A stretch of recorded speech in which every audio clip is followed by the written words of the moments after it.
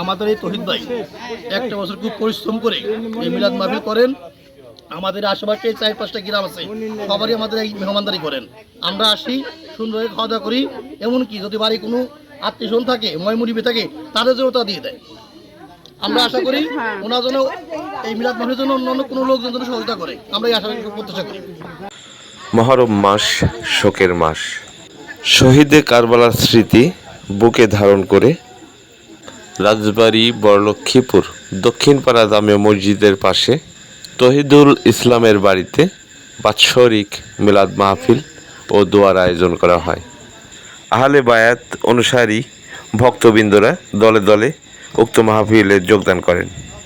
সকাল থেকেই কোরআন তেলাওয়াত, মিলাদ মাহফিল ও দোয়ার আয়োজন করেন। এই দিনটি বিশেষভাবে উদযাপন করেন মোহাম্মদ তহিদুল ইসলামের বাড়িতে। ধন্যবাদ।